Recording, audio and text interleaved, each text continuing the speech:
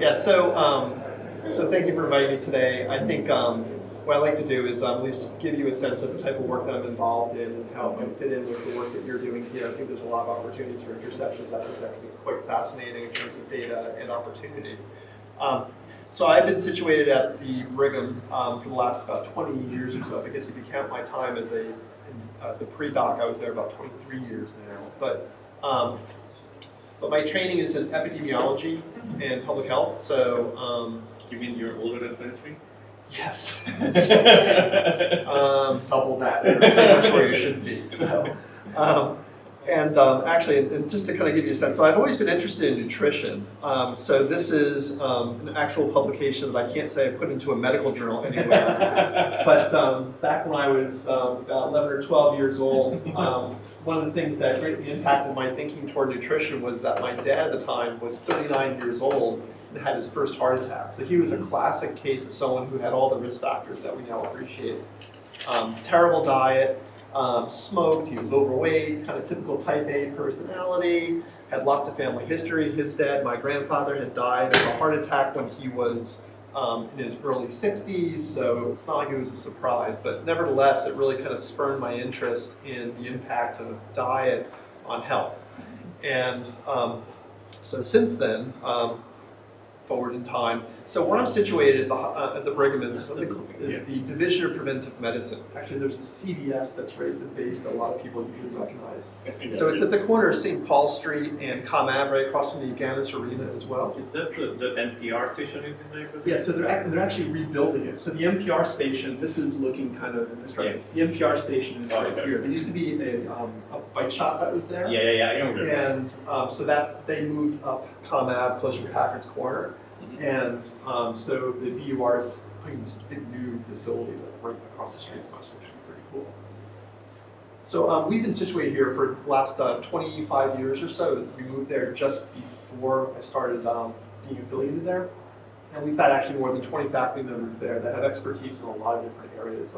I'm in epidemiology and nutrition. We also have biostatisticians, cardiologists, internal medicine, endocrinologists, some oncology mixed in, and then Dan Chasman, I guess there's been some work done with him in the past.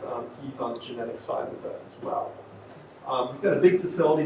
We basically have the entire third floor of this building that goes all the way down, so it's almost about a half of a block of us, from which we conduct a lot of the trials I'll be describing to you today. And in addition to this space, we also have a blood processing laboratory, basically a blood bank, that's down the street at 961 Commonwealth Avenue. We like to joke it's the most disguised major laboratory in Boston because you have a nice, it's like a Thai restaurant, and then there's like some other shop next door, and you kind of slide through the two buildings, and then it's like a Harry Potter type of thing. You go downstairs and you have this huge freezer farm with lots and lots of samples. Yeah, so we literally have more than 2 million aliquots from all the different trials that we've done over the course of time. And a lot of the Brigham trials, including some of the TIMI trials that have been conducted there, often use our facilities too.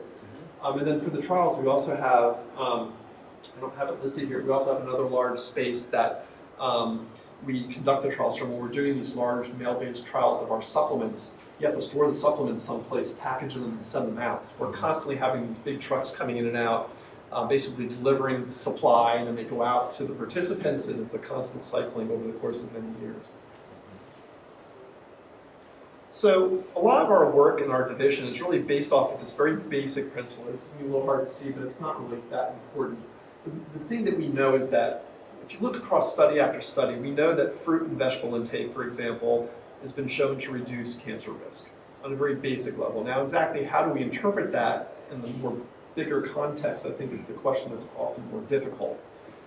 But in addition to that, and it's not just cancer, it's also coronary heart disease. So we know that a healthy diet, whatever that consists of, is related with, for the most part, positive health outcomes. And if you go to the Nurses' Health Study, the Health Professionals Follow-Up Study, some of the other major cohorts that are also within the Longwood area, they've done lots and lots of great work to help expand upon this notion. It's not just fruit and vegetable intake, but what types of dietary patterns, what types of specific foods or nutrients might explain some of these effects that we see. But I would still argue, though, that we have an inherent limitation that for example, the nurses' health study and the health professionals follow-up study are wonderful treasure troves, but they're observational data. So you still run the risk of, this is a free living population, we're sending them a food frequency questionnaire, we have to fill out all these different items of foods, recall how often you eat them on average over the past year, and has anyone here ever tried to complete an FFQ before? One on my desk, it's a nightmare, right? Yeah, they're not fun. And my wife and older daughter are part of this long-standing study down in the Longwood area, and they just tried to fill one out for their participation in the study. And the whole time they were complaining about it, to which I said, this is what we deal with all the time. So there's a lot of issues, obviously, with measurement error that comes out of it. But a lot of our work actually kind of takes a slightly different tact, and I'm not trying to pick on the tomato specifically, but to me, there's always this notion when we're thinking about the potential benefits of fruit and vegetable intake, for example, is it because of something like the tomato? So if you look at the tomato, you can look at it from a few different perspectives. From one side, you can say, maybe it's something about the tomato itself. You take a tomato, you have a bite of it, or you put it on, you slice it up, or put it into salad. And it's something about the tomato itself that's beneficial. And that would imply that it doesn't really matter what it is specifically, but it's something about the tomato itself and how the matrix of it is put together. On the other hand, you could argue that it could be a function of the dietary pattern. So a great example of that, which I'll get into in the next slide, is the Mediterranean diet. It's extremely popular right now. It's the kind of the hip Mediterranean dietary pattern. So maybe it's not the tomato per se, but the other foods that are coming along for the ride. It's olive oil, it's other fruits and vegetables, it's the methods of cooking, how you're assembling your meals, how big your food quantities are. It's the pattern diet. The other option is that it could be that it's not the tomato, but there's something very specific that's in the tomato that could be driving whatever those benefits could be. So it could be that maybe it's one particular nutrient, maybe it's the fiber content or the vitamin C content or the lycopene content of the tomato, or maybe it's a combination, it's hard to tell. So you can kind of take a very more general look at it, or it could be a much more reductionist, if you will, view of the benefit of a tomato perhaps.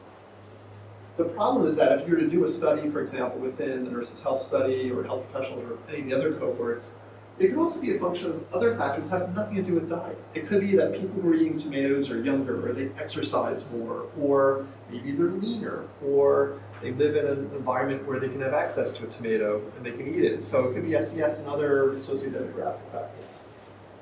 So there are many different ways that you can view a healthy food and whether or not it might be beneficial or not for health.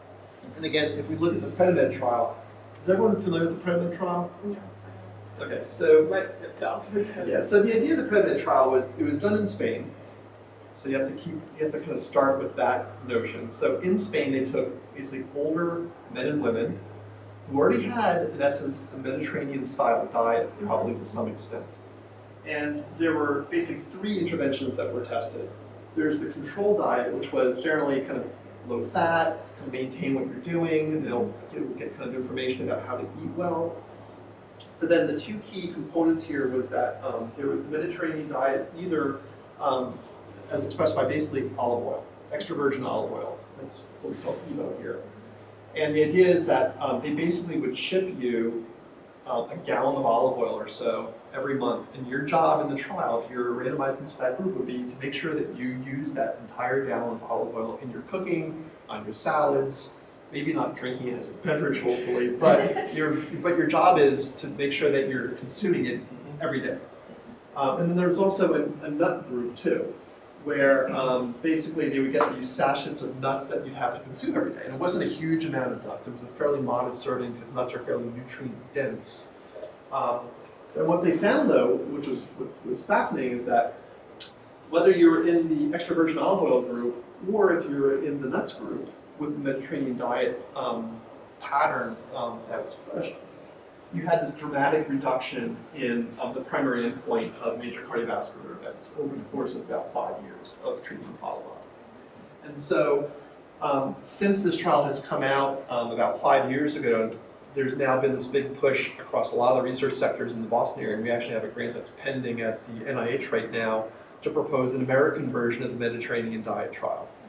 And this represents an interesting example. Now, whether you believe in this or not, I think that could be a whole other discussion for another day, but it still raises the general question of, is it a dietary pattern? Is it something specific about nuts or extra virgin olive oil? Is it a lifestyle thing? You know, you're thinking about, without wanting to typecast, thinking about a Mediterranean population and their dietary practices relative to, if you were to take US adults who are, say, 60 and up, and thinking about what that usual diet consists of, you have two very different baselines in all likelihood. Cooking and going out to eat, all these things differ. And by the way, if you have questions along the way, I'd much rather just kind of make it. So I'm going to pick on the tomato a little bit more, both literally and figuratively, I guess. So just thinking about the tomato, you know, if we were to think about this in this kind of classic question of, is it the tomato or something else in the tomato? Now, if you look at production, for example, actually the US, surprisingly, is the top consumer in terms of total consumption of tomatoes. It's probably a function of all the spaghetti sauce and the pizza and all the other foods that we eat. But in terms of per capita consumption, it's the Mediterranean countries that are, not surprisingly, the tops in terms of per capita consumption. But we know that tomatoes are an excellent source of many different nutrients. So it could be fiber, lycopene, potassium, folate, vitamin A, vitamin C. And if you're asking this question of whether a tomato were a particular superfood, what's the reason? You know, is it, if you're thinking about it getting a little bit more reductionist, is it because of the fiber? Well, if you're a fiber researcher, that's what you're always going to say. Whereas if you truly believe in potassium, you're going to focus on the potassium content. But in truth, it's probably a combination of everything. Now that being said, we have done some work, I've been involved in some work looking at tomato intake in one of our cohorts / trials called the Women's Health Study. And what we looked at was looking at total number of tomato-based food products consumed per week and basically risk of cardiovascular disease. And what we had found, just focusing on these last two columns, bottom line is that those who are consuming at least a serving a day of tomato intake had reductions in cardiovascular disease. Now, of course, it's an observational analysis, so we know that the confounding is going to be an issue, no matter how many things we try and measure. So the natural thing that you tend to do next is, well, let's try and get a more objective assessment of at least, now this doesn't necessarily represent tomato intake per se, but at least looking at plasma lycopene intake, which is the primary carotenoid that gives the tomato its red color. And sure enough, when we look at these data, again, this is done in a nested case control study, so we have baseline bloods that are available in this cohort and trial. And we identified people who had cardiovascular disease and people who didn't, measured the blood levels of plasma lycopene, and sure enough, we found that those that were in the upper half of plasma lycopene had a 34% reduction in cardiovascular disease relative to those. So then this leads to the question, right, that kind of started discussing, and we have to kind of agree, is that, well, probably there are about 20 other chemicals that come in all the food that contains lycopene. Right. And so if you were to look at that, you would find the same correlation of reduction. Yep. And that's because they always come together. So what makes you think that is lycopene? That's the question that always bewilders me, because if you think about it, and the honest truth, this is going to sound terrible, but in a way, pardon my cynicism for a moment, but so if you, for example, so in the Women's Health Study, for example, no different than most of the other major cohorts that utilize FFQs, we've relied historically on the Willett FFQ approach because they've done a wonderful job, and we've worked with them for years, decades. Use the FFQ, you get the data, and they have a nice program that you can send them the data, and they'll provide you the list of nutrients that they have at least measured in there. So when you know that there's only certain nutrients that are in the tomato, you're constrained with the actual nutrients that you get back from the databases that they've maintained. So there could be other chemicals, other nutrients, other bioactives that are in a tomato or any other food for that matter that they just don't have in their database. But even they have 300 chemicals, right? But they look at it. So that and so they in their database they would probably find that lycopene comes together with 5 others. So for example, if we consider a correlation, the natural correlation that you can basically correlate, if you basically calculate whenever you have this food database coming from Harvard of all the different nutrients, for sure what you find is that I would say all the carotenoids are strongly correlated, right? Yes. So there should be, I guess, if you run this with multiple tests, what you should find is that these carotenoids, I guess, more or less, they come up together. They Every generally time. do. So lycopene is a little, so if you look at the correlations among the carotenoids in particular, Yeah. lycopene is a little bit more detached from the other carotenoids. because It's it's not not complete, they're not, yeah. it's not uncorrelated, I wouldn't go that far. But it's a little bit more distinct as a carotenoid because it only has a few key food sources relative to something like beta carotene or some of the other more common carotenoids that you'll see. So would it not make more equal sense that before one picks, when you have this group of chemicals and you can't really distinguish that, before you do a major try of looking at lycopene, you would actually go and get some biological mechanism of why that would be relevant and which of these 6 chemicals that always come together could have a potential biological role.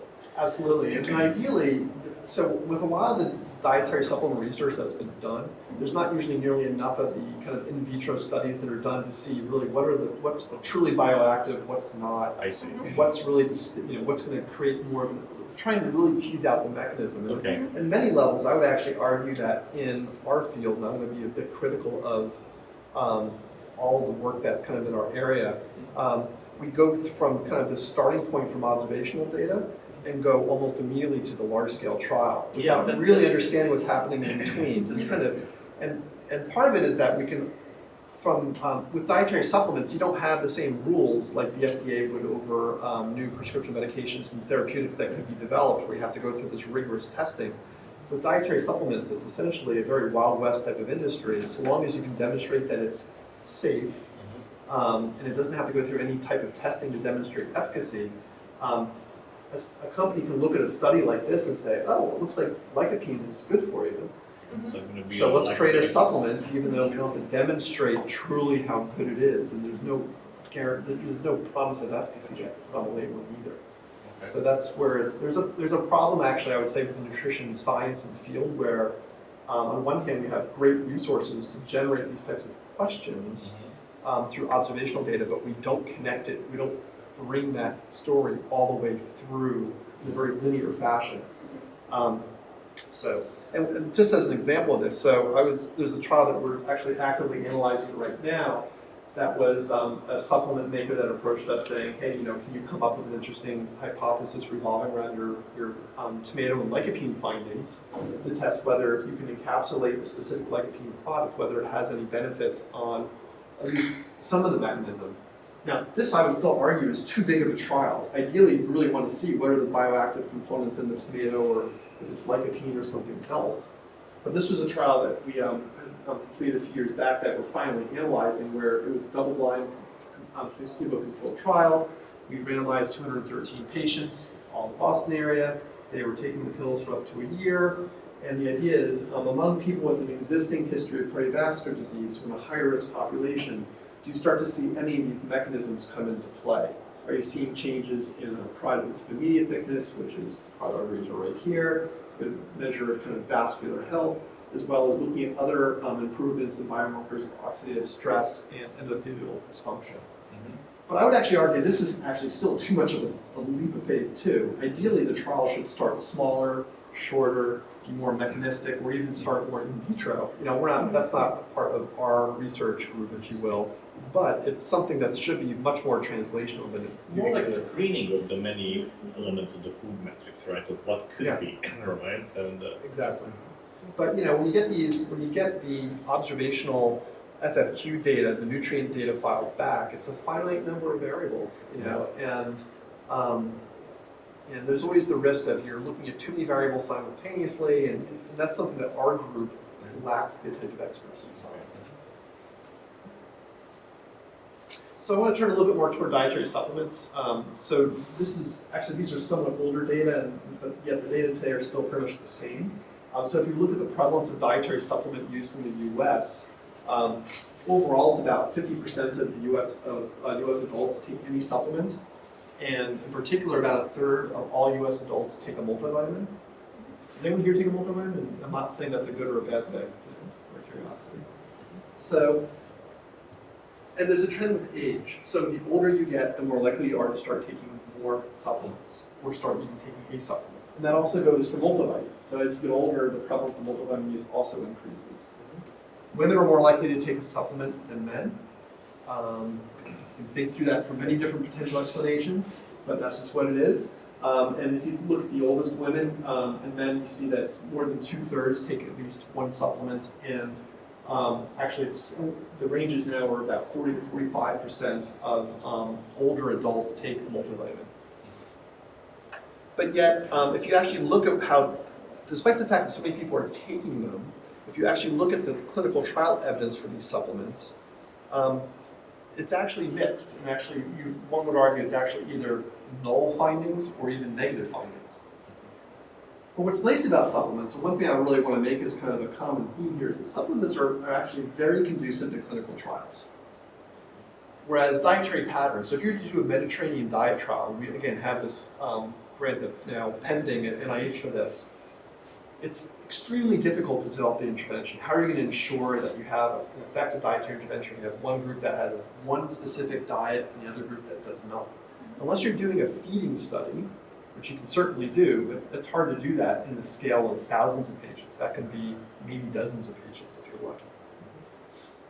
So with supplements, they're certainly much more economical to test a specific vitamin supplement.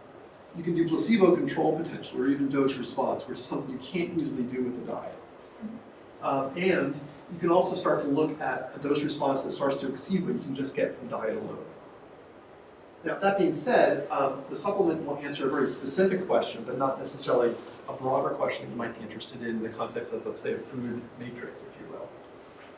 But again, the challenge is that historically, most of the trials that have been done have basically turned into what are perceived as dead ends.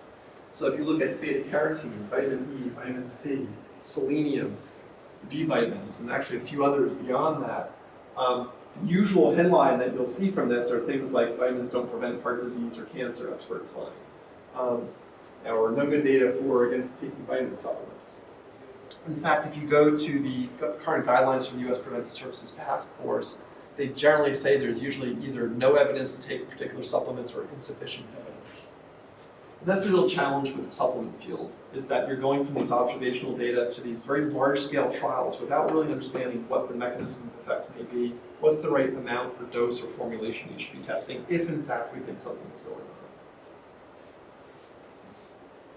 So I'd like to just go through a few examples of particular supplements that our group has been actively testing in the context of a few trials. So vitamin D is kind of the supplement of the day, supplement du jour, where it seems like every other day there's another study claiming or some headline claiming that it's somehow beneficial. But vitamin D actually has a biology that's a lot more specific than a lot of the other supplements that have been tested previously. That doesn't necessarily guarantee it's going to work, but at least there's a much more grounded science that justifies its consideration for a supplement-based approach. And we know that with vitamin D, there are unique risk factors for low vitamin D levels. So kind of a classic geography game, but if you look at the 37th line of longitude, or latitude, I was getting confused sometimes. I've always confused. But you see. So if you imagine this line here cutting through, essentially kind of from New Jersey, kind of central Jersey, through Pennsylvania, all the way through to the northern bit of California, that alone is a risk factor. So the more sunlight you get exposed to, the stronger the sunlight, you're going to make more vitamin D. So at the same time, if you avoid the sun, as much as we know that sunscreen is important for things like melanoma and skin cancer, we also know that, that if you're avoiding the sun more, that actually means that your vitamin D levels might be lower too. So there's a trade-off that still hasn't been fully vetted and thought through. We also know that dark skin pigmentation, so darker colored skin, you're going to be absorbing more sunlight, you're going to be also in a position where you're going to have low vitamin D, and then also older age. And we know, at least from the observational studies, that there's a host of different effects of low vitamin D levels on cardiovascular disease, cancer, hypertension, diabetes, kind of pick your favorite endpoint nowadays. And there have been some short-term trials that have tested vitamin D supplementation, but most of them have either found no effect or suggestive effects, but not conclusive effects. And one good example of a previous trial was the Women's Health Initiative, which was the trial that was linked with hormone replacement therapy back in the 80s and 90s. They also had a component of that trial was testing a very low dose of vitamin D by today's standards, 400 IUs daily, in combination with calcium. And in that trial, they found that it had no effects on any of the primary outcomes of interest. But people look at that trial now and say it was only 400 IUs per day. That's very low relative to if you were to go to a CVS or a Walgreens and look to buy a vitamin D supplement. The lowest you'll tend to find now is probably like 1,000 IUs per day. So one of the trials that our group is conducting is the VITAL trial. And in addition to vitamin D, we're also testing fish oil, which has been shown in a lot, that's a whole other discussion, but fish oil has been linked in a lot of studies as lowering triglycerides, maybe lowering cardiovascular disease, perhaps in secondary prevention of cardiovascular disease, but our trial is the first trial that's actually looking at it in the context of the primary prevention of cardiovascular disease as well as the primary prevention of cancer for both agents. And what's unique about our group, and what's nice about supplements, is that they're conducive to these types of large-scale trials. We're studying nearly 26,000 people in this trial that was recently completed at the end of 2017, with about 5 years of treatment follow-up. But we don't see all these people. They don't come into our clinic and get tested or get pills. Because it's a supplement trial, we can put them into what we have our calendar packs, and we can mail them out around the country to the participants. So it's essentially a mail-based clinical trial. It's still expensive to do, don't get me wrong, but if you compare it to having people come into your clinic and measure X, Y, and Z, they're here for a certain period of time. Our trials tend to be measured in the tens of millions of dollars, whereas a clinic-based trial would be measured in the hundreds of millions of dollars. Just as an example, the Women's Health Initiative, which I alluded to before, that started back in the 80s. By the time that got done, I think the initial funding was about $625 million. By the time it was done, it turned into a nearly $1 billion trial. So what's nice about the VITAL trial is that we have a position to test specific amounts of vitamin D. So we're testing 2,000 IUs vitamin D versus placebo, as well as 1 gram of fish oil, a combination of EPA and DHA, the fatty acids, versus placebo, in a 2x2 factorial trial. So that means that there'll be some people that will have active for both, they might have placebo for both. The reason why we do it as a 2x2 factorial trial is that we work under the assumption that there are no interactions between the two agents, that somehow taking vitamin D and fish oil in combination will not create an even greater effect or a lesser effect, or sub-additivity, if you will. But we don't always know that. That's not a guarantee. Statistics, right? We can use statistics to try and tease that out, but when we design these trials, well, the power calculations that go into these trials, usually we always have a section that says we're going to address potential interactions, but we don't cower it under the assumption that there is an interaction. But in truth, when you think about the food matrix or even any food that you want to identify, I think to suggest that there aren't any interactions going on between these nutrients is probably wrong. It's just hard to capture that in the trial. Now, what's nice about this trial, in terms of a resource, a data resource, if you will, is that beyond the trial itself, which is about 26,000 people around the country, we have a baseline blood collection of nearly 17,000 of these participants. And we also have follow-up samples at 1, 2, and 4 years in a subgroup of those people. So we have the opportunity to look at changes in some of the biomarkers, genetic factors, lots of different things that are being looked at in many different ancillary studies. And so how do we kind of construct any mechanism that can be explaining any overall effect that we see between, say, vitamin D and cancer, or fish oil and cardiovascular disease can be played out actually quite nicely. We also have a baseline clinic visit with just over 1,000 Boston-based participants. So while this is all done via questionnaires and self-report, we also have much more hopefully accurate clinic-based data that we've collected directly from the participants with all kinds of assessments. So it's not just blood and urine. We have DEXA, we have OGTTs, we have lots of other assessments that are being done that help to expand the richness of the data that we can use to analyze everything. Again, we have actually more than 20 funded ancillary studies in the VITAL trial. I'm directly involved in a number of projects looking at hypertension, as well as diabetic kidney disease, and a few other outcomes as well. But what's interesting is, so this trial ended, the treatment ended at the end of last year.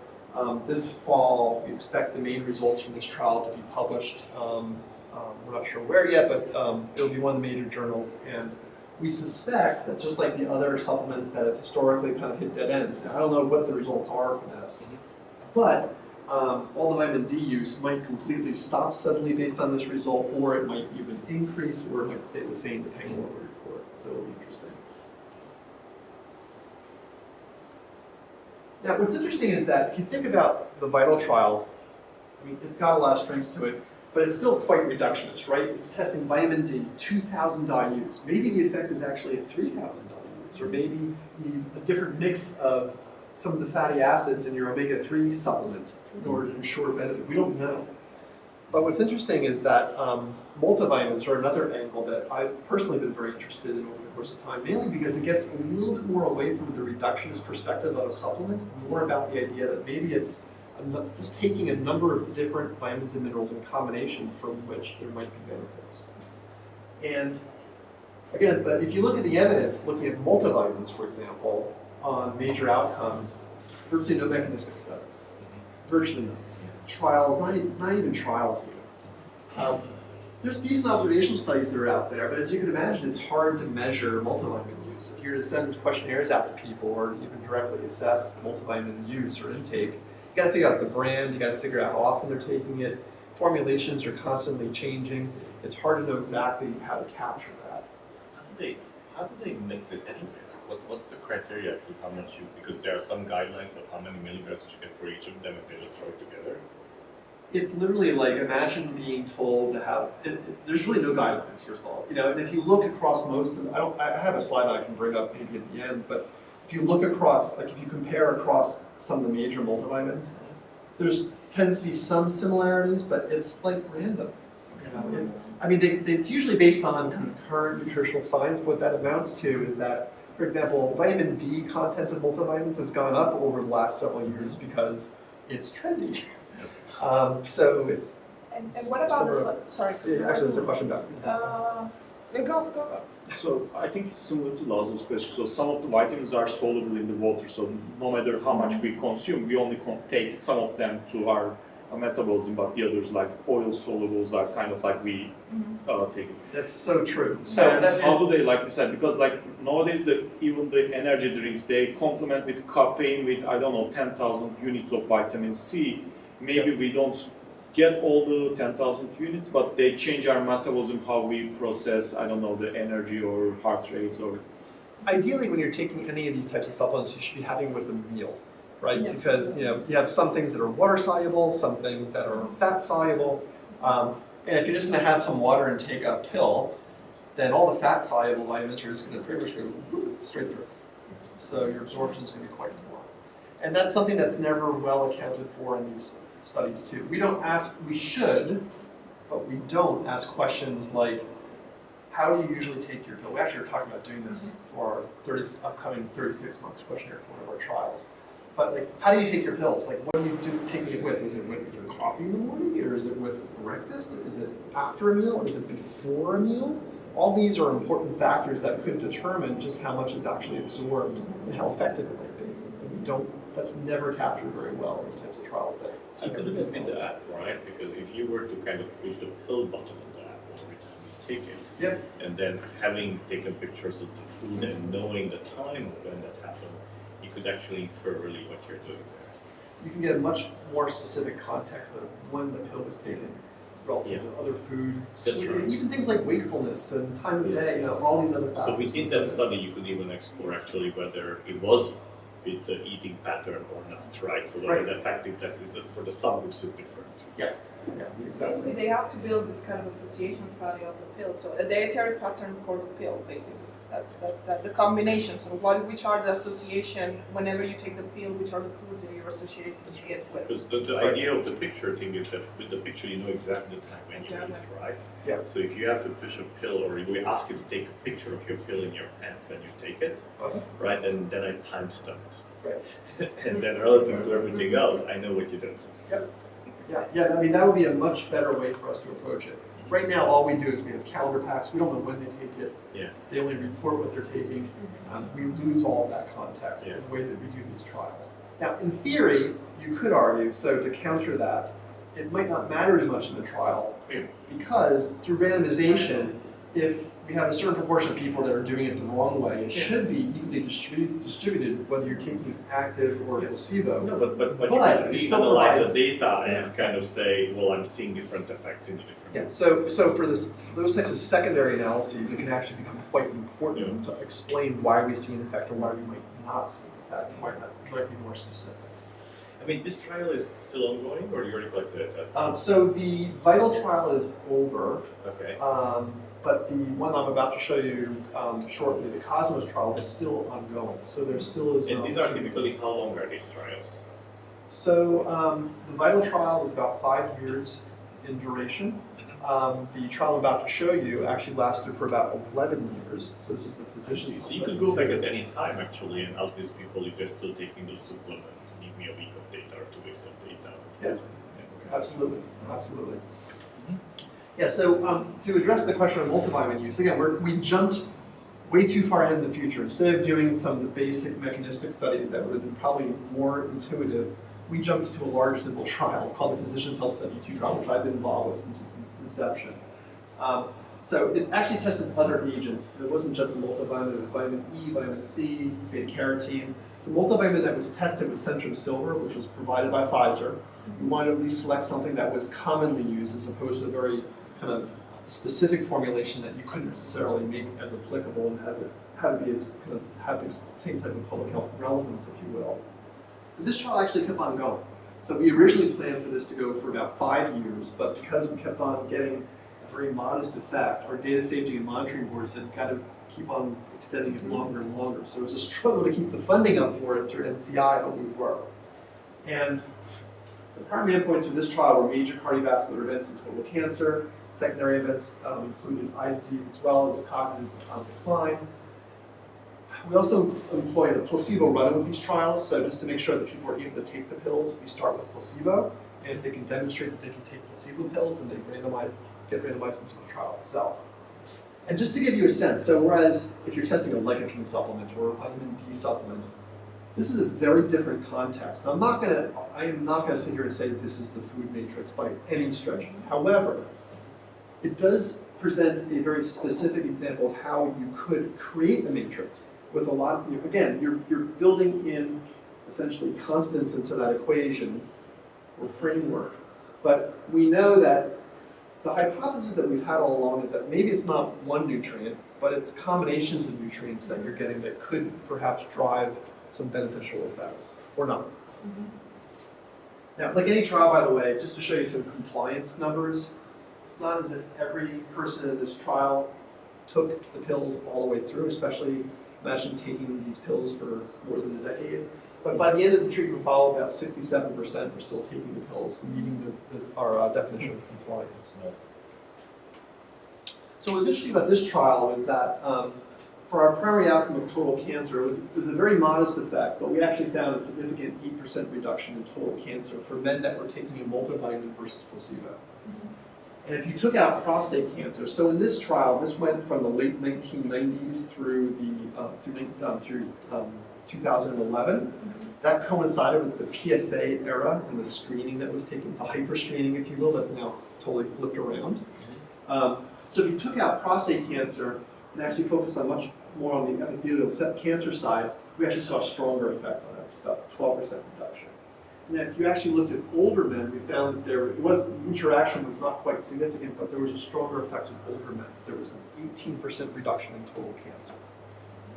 What was even more fascinating, this is just looking at over the course of follow-up, for primary prevention, we didn't see a whole lot going on, but there were 1,300 men in the Physician's Health Study 2 trial that came in with a history of cancer.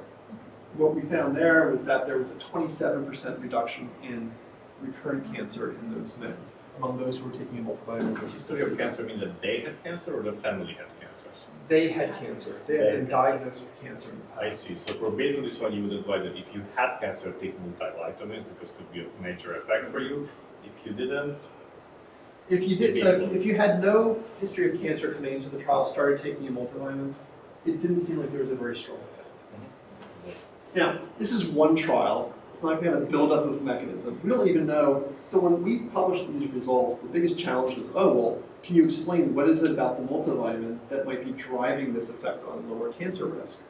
To which we honestly said, we have no idea.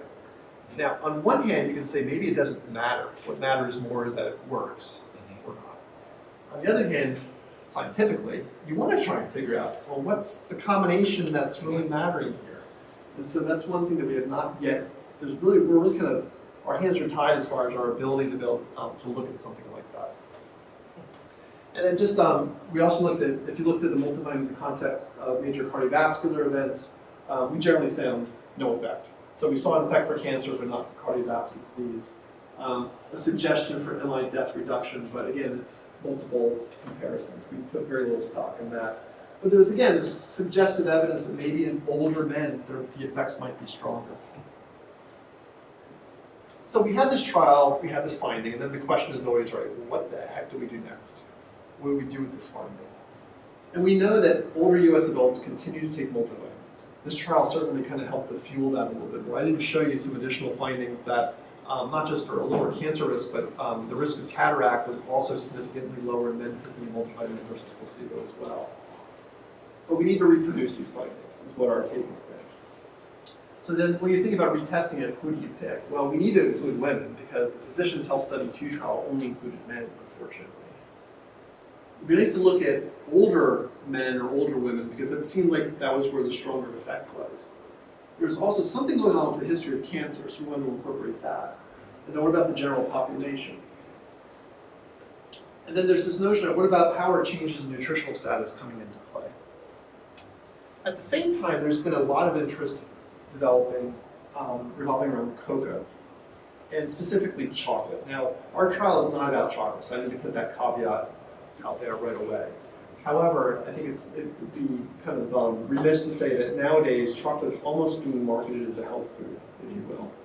And we know that, in particular, it's the cocoa flavanols. Now again, this could be too reductionist, I don't know, but the leading hypothesis with the cocoa bean seems to be that it could be either the flavanol content or perhaps even some of the other catechins, epicatechins, there's all these flavanols that are basically sitting in the cocoa bean, as well as theobromine, which is basically like caffeine, it's a mild stimulant, that could also be perhaps driving some of these effects too.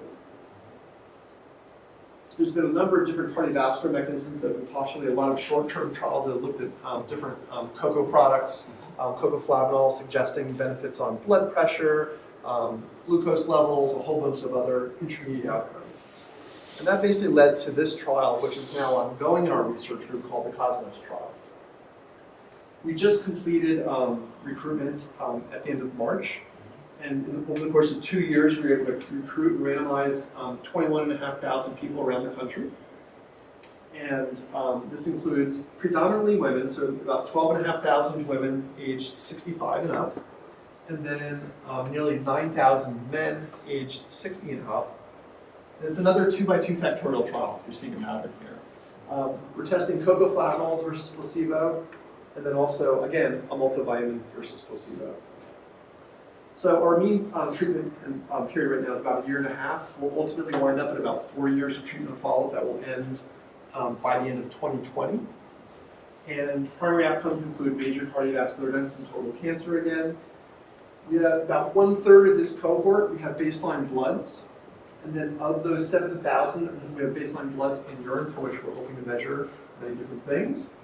We'll then have follow-up samples in a subgroup of about 1,500 of them that will have measurements at baseline, 1 year, 2 years, and 4 years. So we can start to look at some of the other changes that might be taking place. And we also have a sub-cohort of 600 Boston-based participants. Again, similar in context to what we described in the vital trial looking at this question. And just a few quick things about the timeline. Again, timeline's not quite as important, but one thing to appreciate, to randomize 21,500 people into the Cosmos trial, it required us doing mailings to nearly 3 million people around the US. So based on eligibility, willingness to go into a trial, we had nearly 35,500 people start our placebo run-in, Because what we found in our trials is that you give people pills, you say take them, and then after a month, a lot of people are like, what the hell am I doing here? I don't want to be part of this. And they decide to stop. So we use about a 3 or 4 month placebo run-in to take that out of the equation to help people. Do they know that it's a placebo? They don't know. Which Which is a whole other interesting topic in and of itself, because we actually have a researcher in our group who's very much interested in the placebo effect. Yes. And so you'd be surprised when people are taking a placebo, all the things that they're claiming, like, oh, my, There's actually a feel conference better. that I've been invited to in like a few months about the placebo effect. And Joel's cousin is also very interested in that. yeah, this might be, so Catherine Hall Yeah, is, that's right. Yes, so, yes, yes, yeah, yes. so They're she's organizing also in our one. group as I well. think in April or something Didn't next they year. write a paper also, so like the placebo? Yes, the placebo. Yes. Placebo, something like that. Yes, the placebo, yes. Yeah. So if you have issues with compliance in the other direction, because if people have cancer, they often just want to try everything to, I want to do everything I can. So if they're diagnosed, do they then go and take multivitamins? Good question. So for the cocoa extract arm of the trial, no, because not that many people are taking, but for the multivitamin, we actually are having a challenge with that. Yeah. Particularly because with eye disease, there are lots of eye multivitamins that are out there. Because there's been studies, the ARIDS trials have shown that taking basically kind of lutein and a few other minerals that will lower your risk of cataract and AMD. So a lot of people are getting diagnosed with cataract and then saying, what am I taking? Can I stop taking it so I can take this other multi? So we do have, so there's kind of drop out and there's also drop-ins, if you will. So that is an issue with the multivitamin in our trial. We'll see. It's not so great so far. I think maybe at last count about 5% or so. This is an issue, but it's only going to trend higher over time in all likelihood. So what's nice about these data is that we have a real opportunity because it's an active trial, active follow-up, so that if there are things that we want to consider injecting into the trial in terms of data collection or other elements, or even if it's in a subgroup of the trial, we'd be very open to these ideas. What's nice about our clinic subcohort is that we're measuring blood pressure. We're also getting 24-hour ambulatory blood pressure. We're getting pulse wave velocity, measuring DEXAs, getting fecal samples, measures of cognition, doing MRIs. There's a lot of data that are being rolled into the clinic subcohort. And then even for all the other elements, we have a lot of opportunities where we can utilize these data and dive much more deeply beyond the simple question of does a cocoa extract supplement reduce cardiovascular disease? It's really the how part and all the other elements that come into play that I think are just as critical to be understood.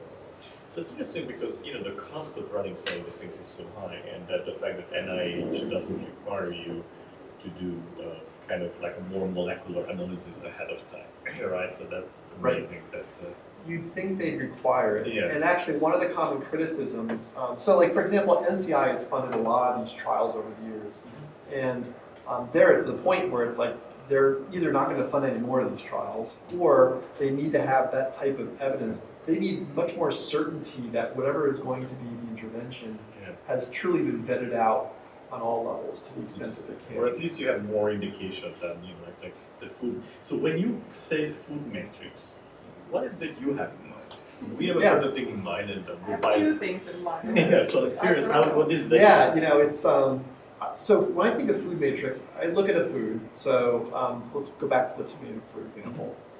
I look at the tomato, and I think about all the things that affect how that became a tomato. So one side of it is what are the actual chemicals, nutrients, compounds that actually make up the tomato. So there's the very kind of very physical element of it. Okay. But then there's also the growing conditions. So where did that, what type of soil was it growing in? But isn't that already in the chemical composition? Because the soil and the light and the temperature has biased its chemical composition in some other way, right? It could. Now again, do the growing conditions all impact things the same way? I don't know. Sure. I just don't, that's just beyond my expertise. Okay. But I still feel like the growing conditions. They don't actually. We just had a talk sometime with how they're different. Okay, good. But it's not just that. But it's not just purely like what the ingredient list is, but also how are those connecting with each other? Is it that if you have vitamin C and fiber in a tomato, do those interact differently based on how the food is constructed, if you will, relative to if you have fiber and vitamin C in a banana? How do those interact? Do they interact in this? Is it the same from food to food, or is it specific to tomatoes? So to me, that's an element of the matrix that I would consider to be just sort of. Interesting. So because for us, the food matrix is like to what degree they are correlated across different type of foods to chemicals, right? So to what degree beta-carotene comes together with what? So can you distinguish beta-carotene from other things? Yeah, so one idea is that can we distinguish the role and so the positive effect that maybe beta-carotene has in comparison to all the chemicals that go together basically in our mind with beta-carotene. And so how can we pin down basically the role, or there is a, let's say, a cumulative role of all these chemicals that are playing something, they're doing something in our health. I agree. On the other hand, there is also the association part, so the eating pattern, what you were saying, right? So is tomato together to the fact that we are consuming it, you know, with extra virgin olive oil or something like that. So all the papers related to the bioavailability of beta-carotene according to the associations, right? Yeah, So there are exactly. these different levels. Yeah, and that's the hard part, is that I think you can look at it from the matrix from its physical form, but then you have all these other factors. So you don't eat a tomato in isolation. Yes. And so, you know, how does that particular food interact with the other foods that are in the diet, with the activities that you're doing, with specific, there's also individual characteristics. So, you know, if I'm older, I mean, it's simplistic, but if I'm older, if I'm younger, if I'm male, if I'm female, if I have this particular SNP, if I don't, yeah, there's all these other things that might not be, to me, a direct linkage to the matrix itself, but still could impact the relationships within the matrix. But going back to basically, so this kind of philosophy, this kind of different concepts, basically tell you how to produce your minimal pill, right? Your multivitamin in a certain way. So going back to the recipe that you are thinking about whenever you are putting together a multivitamin. So according to what Laszlo said at the beginning, if we think that beta-carotene, so it's more the supplement idea, right? If we think that beta-carotene is something interesting, we cannot discriminate among a group of chemicals, so we are putting all the chemicals that we are thinking about in that specific supplement. If we are thinking from the multivitamin point of view, as I saw, there is a recipe with a combination of different things that you are, so you are thinking more in terms of possible association. So is it basically the way in which they come up? I would say the short answer is yes. But I think with a multivitamin, what's interesting about it to me conceptually is that it's not putting all the eggs in one basket, so to speak. Where, I think when you're looking at something like beta-carotene, you're really assuming that everything is driven, all the correlations with other components of that matrix, somehow, well, this is true anyway, but somehow beta-carotene is kind of at the center of that, and would be the center through which any effect of that on whatever health outcome, cardiovascular disease otherwise, might be driven.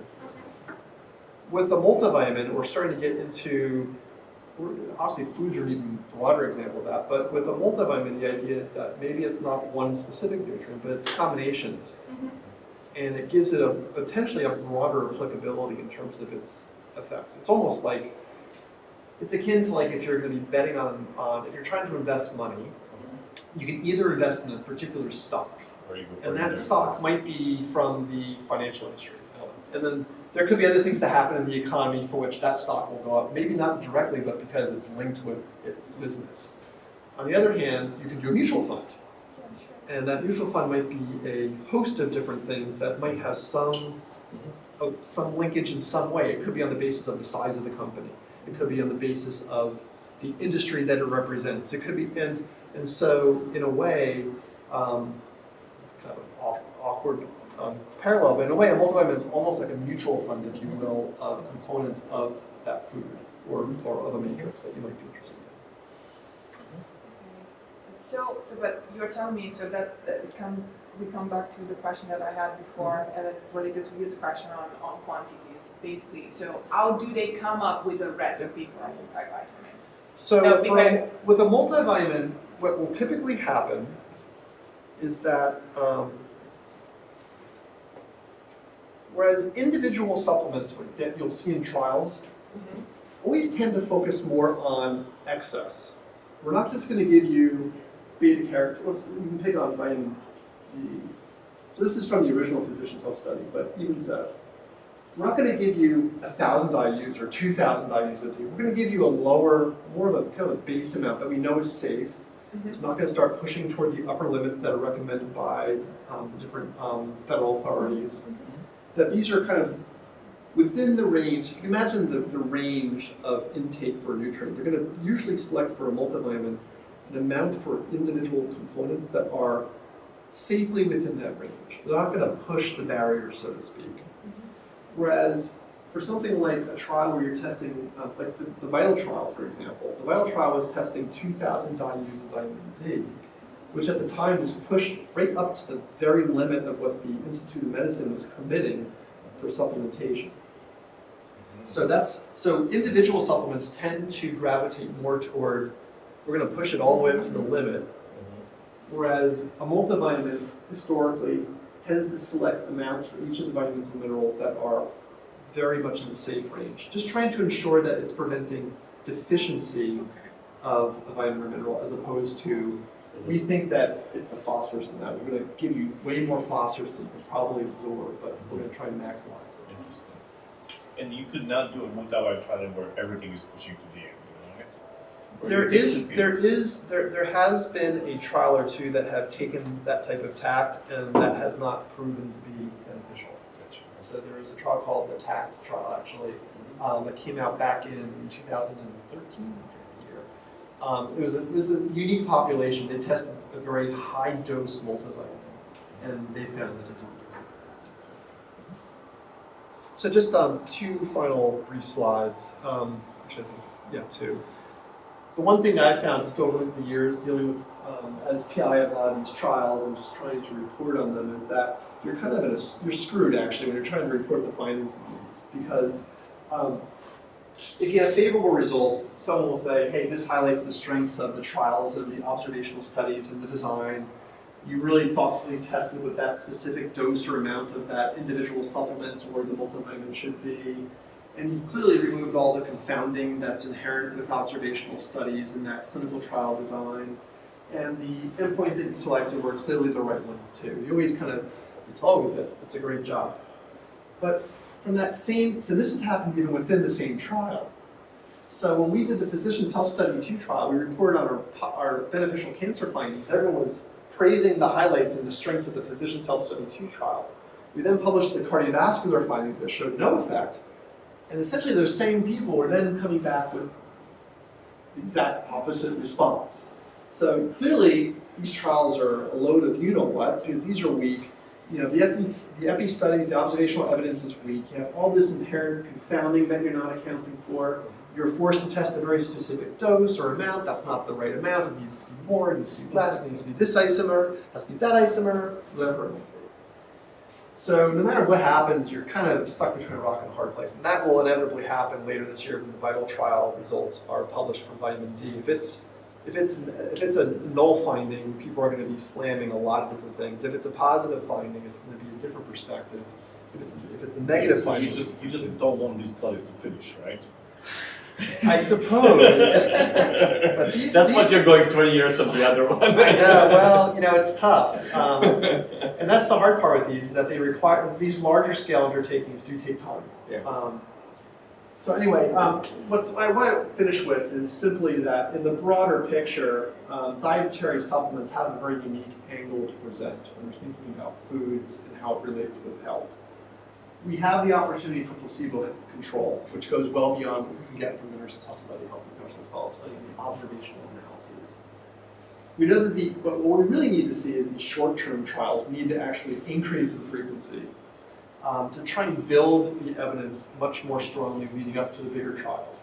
These still need to be done, but they're much harder to initiate in this funding day and age, but they're still critically needed. But we need to have this natural kind of extension of work that leads to the trial. We tend to kind of jump around more than we should. With these trials, what's nice is that we can really truly get a better sense of efficacy, effectiveness. But it does require collaboration across sectors. None of these trials would ever have happened if we didn't have collaboration with NIH as well as with industry to help provide the supplements. NIH never wants to pay for these supplements. They always expect or hope that some industry partner will come in and provide that. But as you can imagine, the science is always changing. It's years until the data become available, and they have more to lose than the gain because the supplements don't really have to be going through the FDA scrutiny. So if they can already put on a health claim on their product and get away with it, it's not usually too much financial incentive for them to do a trial like this. But at the end of the day, a lot of these applications of trials certainly can be applied to our foods and dietary patterns. Thanks. If there's other questions, I'd be happy to take them when we're over So has any of these studies actually ever affected the market in the sense that if you come up and say it didn't work, then actually that people stop taking it? Yeah, so for example, if you look at the results that we've published from our trials looking at basically no effect for vitamin E, for beta carotene, and vitamin C, first, people are still taking those supplements. Yes, they don't go away, which to me is always fascinating. But you looked, so for example, vitamin E, at the peak, vitamin E was like the vitamin D of its time, basically in the 1980s and early 1990s. And at its peak, about 30 to 35% of US adults were taking a vitamin E supplement. Today, it's gone down to about 10% or so, maybe a little bit less. But it hasn't, despite the fact that our trials as well as other trials have shown pretty convincingly that there's really no long-term benefits to taking these. What happens with supplements, there's an interesting psychology with it, that when you start taking a supplement, whether it's working or not, if you're thinking that you're taking it because you want to prevent cardiovascular disease, and it's been a year or two, and you haven't had a heart attack, you think to yourself, well, nothing has gone wrong, so maybe I should keep on taking this, out of fear that if you stop taking it, something could happen. So there's an interesting psychology that goes beyond all this that we're just now starting to try and delve into. It is, very much so. But these are all supplements that people are commonly taking, especially the multivitamins that are so commonly taken. We have very little evidence. So, question. So I took a look at the papers that you sent, and I saw in some of those basically you control for the eating patterns, right? So try to understand if the eating patterns basically change the success of some of these. I think multivitamins was one of the papers. Correct. So have you looked also? But dietary patterns, and the result was not significant, basically. That so you didn't see any kind of significant influence of I don't know, Mediterranean pattern rather than something like that. Did you look also into the more specific specific foods, right? So something like I don't know, specific dark vegetables or things that you have some gut feeling towards. I don't know. Yeah. So we go back to the combination of beta carotenes with oil or stuff like that, right? Something like So that. the short answer is we haven't looked at that yet. When we're writing the papers, we are often criticized. So if we were to look at that, ideally you look at a question where we look at a much more broader view. We look at all the items on the food frequency questionnaire, all the nutrients, and look at everything in aggregate, all the individual ones, combinations, and look at it much more comprehensively. Something that comprehensive goes beyond kind of the scope of what our group can do in terms of looking at things simultaneously. But yet at the same time, we'll be knocked down consistently by reviewers from all the journals, and we have been because there's the idea that we're fishing. So why green leafy, dark green vegetables? Why tropical fruits? Why this particular food? Now, I agree that if there's a science to justify it, that should be enough to carry it. But the other part of this that is a little tricky is that when you have the main trial effect that you're looking at, so let's say you have, so cardiovascular disease is a good example. We found that there's no overall effect between multivitamin use, randomized multivitamin use in cardiovascular disease in the Physician's Health Study 2 trial. We published a paper about a year ago that looked at whether the effect might be modified by specific nutrients, dietary patterns, foods, etc. You're starting from the assumption that overall a multivitamin didn't work. So it's much more difficult, unless there's a really strong effect for one of those foods or dietary patterns or whatever it might be. If you have a null overall effect, to find important effect measure modification is much more difficult. Whereas if you start with a main effect that's present, we're actually actively now analyzing the data, looking at the cancer findings from multivitamin, you're in a much better position to find more effect measure modification there. So it's a little bit of a dance you have to do when you're trying to analyze the data and present it and publish it. But ideally, we would be much more comprehensive than we've been to date and looking at all the different factors that could be explained. Alex?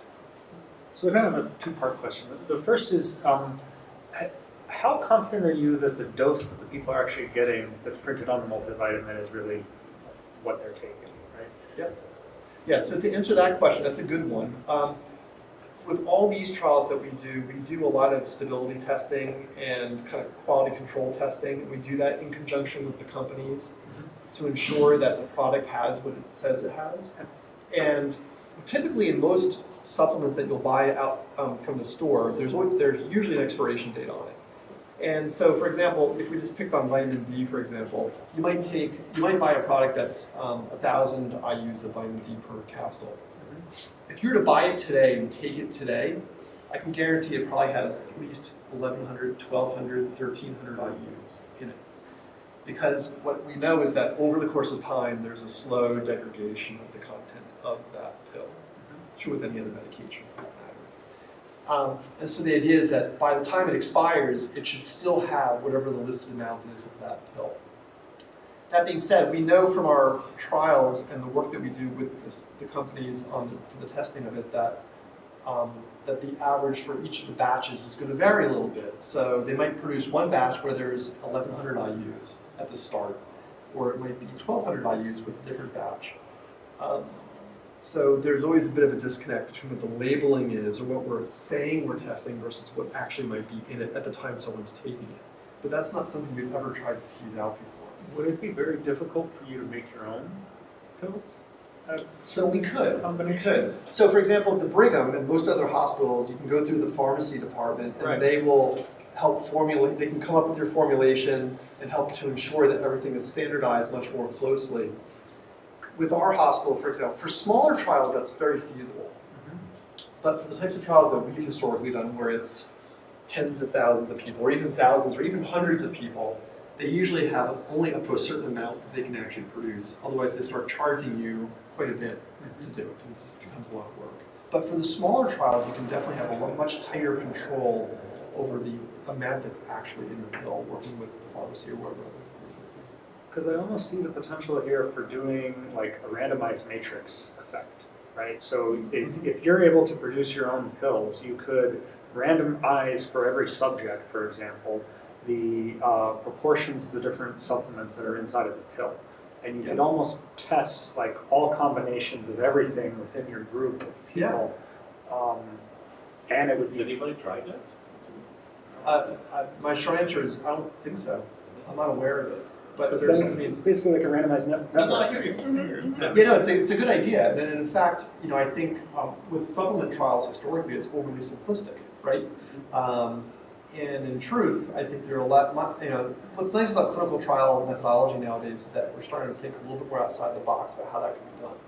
With the trials that we've historically been involved in, you always end up paring it down to something very simplistic. But given the opportunity, I think you can really start to look much more interesting ways to look at slightly different variations on those formulations to see if those effects actually differ. It's a good thought. Has any thought been given to, or is it just infeasible in terms of experimentally to having a dosage that's more than once a day? Because I'm sure that, I don't know how widely the half-lives vary of the chemicals in terms of before they're excreted or when you're maximum. But it seems to me that if you want to keep the serum levels up, one of the things in your multivitamin might have a half-life where within an hour and a half the serum level is gone. Yeah. You want to continue taking that, whereas something else that might last the whole day. It's interesting to that very point. So the short answer is I agree. For a multivitamin, it would be interesting. Someone, at the time that we were publishing the findings from the trial, someone actually raised that very question.